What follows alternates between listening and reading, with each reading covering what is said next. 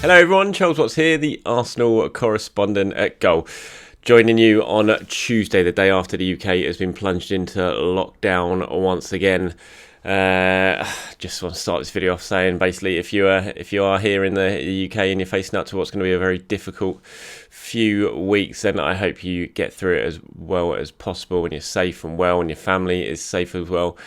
And hopefully, fingers crossed, we can start to get through this fairly soon once this vaccine starts getting rolled out, and we can start to get back to a little bit of sense of normality. But still, as has been the case since what feels like forever, some difficult times ahead. But hopefully, we can all get through it and come out of it stronger as we possibly can. So best wishes to you all. But let's get going on some football, shall we? Take our mind off the depressingness of the world and focus on football, because it's not quite so depressing for Arsenal as it has been fairly recently. Obviously, those 3 wins in the Premier League making the mood around the club feel that little bit nicer. Not quite got the weight of the world on our shoulders anymore, and hopefully long may that continue with a couple of games coming up that you hope Arsenal can continue to pick up 3 points, or as is the case this Saturday, progress through to the 4th round of the FA Cup when they play Newcastle. A few bits to talk about today. Obviously, we're in the middle of the transfer window, or at the start of the transfer window. It's all getting going now, and I just wanted to talk about a few things. We obviously had the big confirmed news yesterday that William Saliba has now left Arsenal and will be spending the remainder of the season on loan at Nice in France. Not a surprise. We all knew this was going to happen. We didn't know it was definitely going to be Nice, but we knew he was going to be going on loan. France was always going to be the most likely option. There were reports sort of in the days coming out of France, in the days leading up to yesterday's announcement, that possibly Arsenal were looking to sell William Saliba permanently. I was told that was not the case, and yesterday's sources at Arsenal absolutely confirming this was only a 6-month contract and it was very much part of the future, or they deemed him part of the future. So good news for you William Saliba fans out there. I know there's plenty of you who want to see him be a hit at Arsenal. Certainly, from what I understand, they have not decided to cut their losses on him yet, and they do still view him as part of the future and hope that he can come back in the summer and kick on, have a good few months now in Nice playing regularly, and come back in the summer ready to try and make his mark in the Premier League. Edu was speaking about him yesterday. He said William is a player with a huge amount of talent and potential. We're confident he will have a great career with us, but we remember that he's still only 19 and there's a lot of time ahead of him.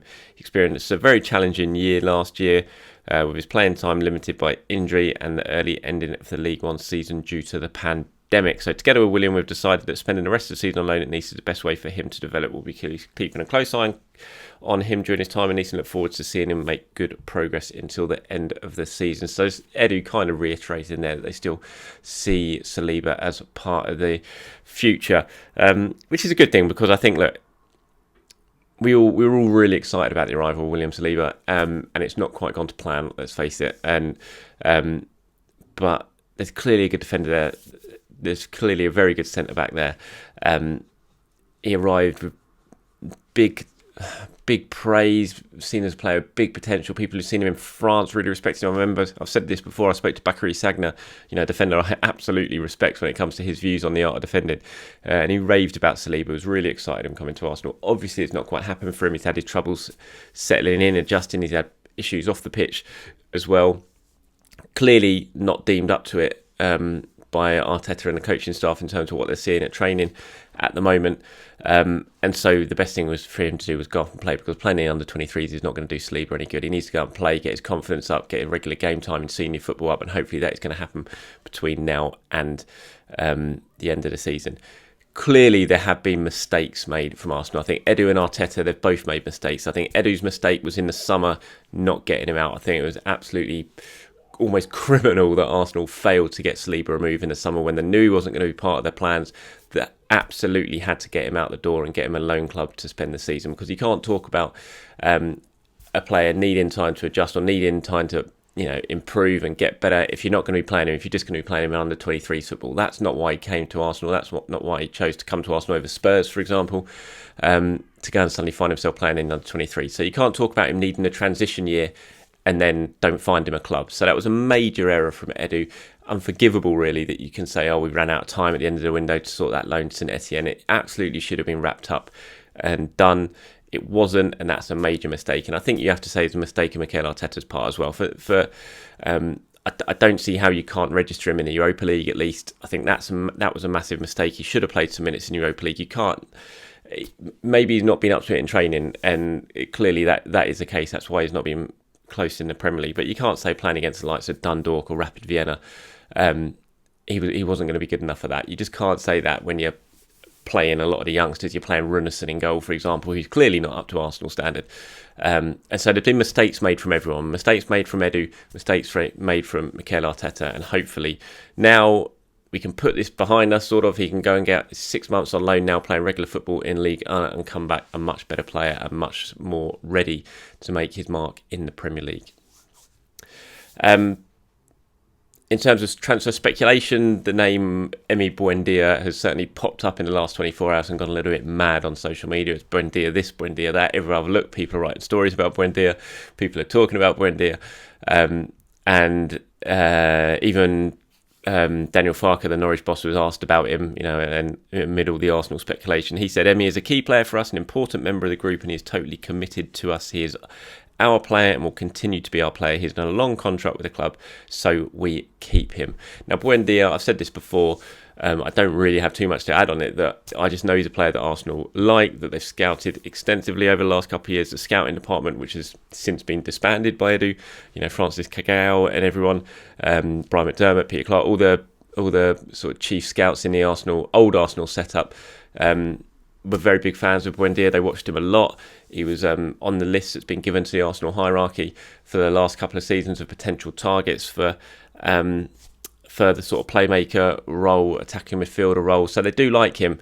But I'm not sure about this January. I don't think it's gone any further than that, as far as I'm aware, that Arsenal have actually progressed to really start banging on Norwich's door and saying, look, is this possible this month?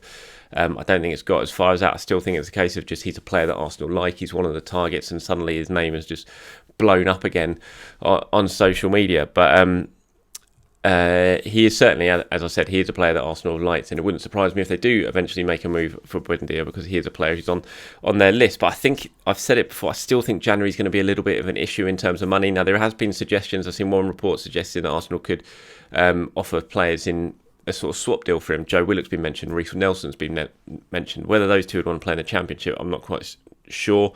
It might be a little bit of a sweetener for Norwich because they're two decent players, and you think they both play very, very well in the Championship, and that might help them decide to do some sort of deal on Buendia that maybe would see his price come down, because I think that's going to be a big option, the big obstacle for Arsenal if they were to press forward and try and actually sign Buendia, certainly this month, is the transfer fee, because as Farke said there, he's on a long-term contract. They don't need to sell. They're top of the Championship. They want to come back up. They're going to have a lot more chance of doing that with Buendia in the team. We saw him score a fantastic goal in the weekend. He scored 7 goals, 6 assists so far this season in the league for Norwich, so he's really contributing on their promotion push.